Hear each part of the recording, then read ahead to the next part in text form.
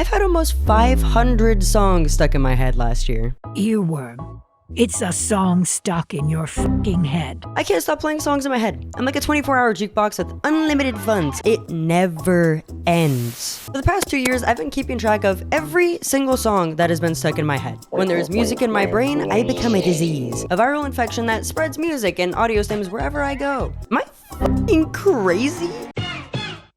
There was a particularly noisy day in my head when I decided I would keep track of every song that hijacked my little pea brain, which birthed songs stuck in my head today. A playlist that documented, well, 4 days and contained 16 songs, 7 of which occurred on the first day. This was the catalyst for the main event, or the first of 2. It's funny because only a fraction of what actually goes on in the old brain jukebox made it onto the playlist. And I had to create some criteria. I had to fulfill at least one of 2 conditions. I had to, 1, express it out loud in some kind of way, whistling, humming, singing, tapping. Alternatively, I had to exceed 5 minutes. Songs I had stuck in my head in the middle of the night, I didn't really want to say out loud. I wanted to blow my brains out. And of course, I had to know the song to add it, which made the list a lot shorter than its real potential. Half the time, I didn't even know what the words were supposed to be that I was spewing out of my mouth. Or instrumentals, though I got really good at identifying them from how many of these escaped me. The last is it had to be on Spotify in some sort of fashion, so lots of stupid fucking drug jingles, you Ozempic and Jardians, I hate you so much.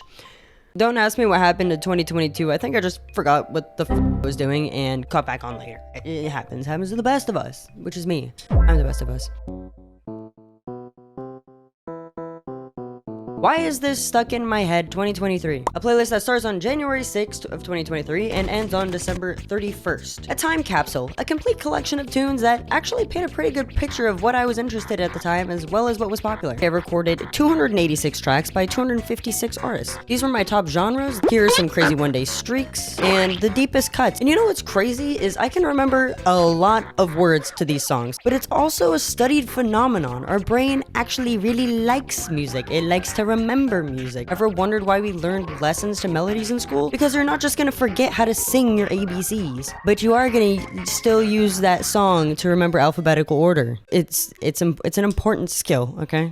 You need to do this.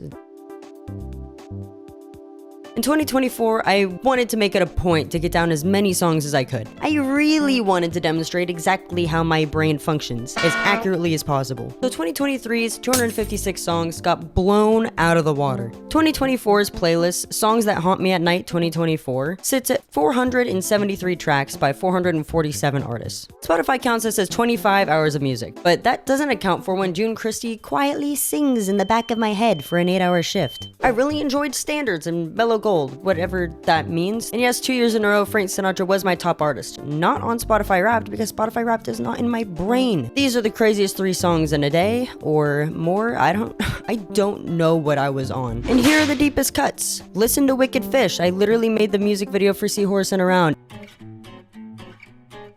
I asked my friends to help me out a little bit on this one. Hey guys, am I crazy? I said, could you please keep track of every song stuck in your head for the next week? And then of course I waited 3 weeks to make this video. Pinto actually made me a playlist called Songs That Haktua. It has 7 songs in a month. Either you're slacking or you're sane. My friend Wicked Fish made a playlist for me called Stuck in My Noggin and has 25 songs. It's a little different for him though, because he's a musician. So you guys can tell me if that gives him a natural buff.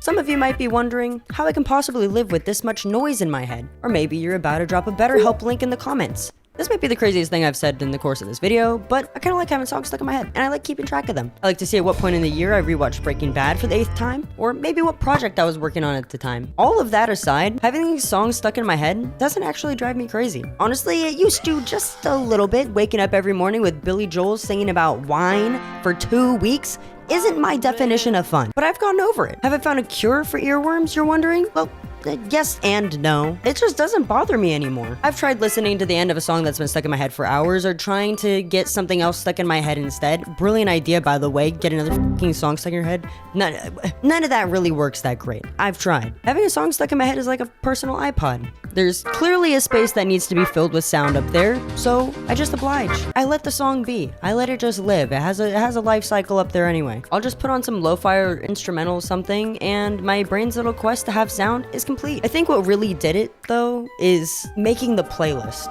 It made me really comfortable with having music in my head. It's like a little challenge. I have to either look up lyrics to songs I don't know or figure out how wrong I've been singing that song this whole time. If you get a lot of songs stuck in your head, I really encourage you to try this. It's fun. I also feel just a little bit accomplished when I add a song to the playlist. More evidence that I'm just a little crazy. If you need more evidence of my unhingedness, watch some of my videos. That'll change your mind.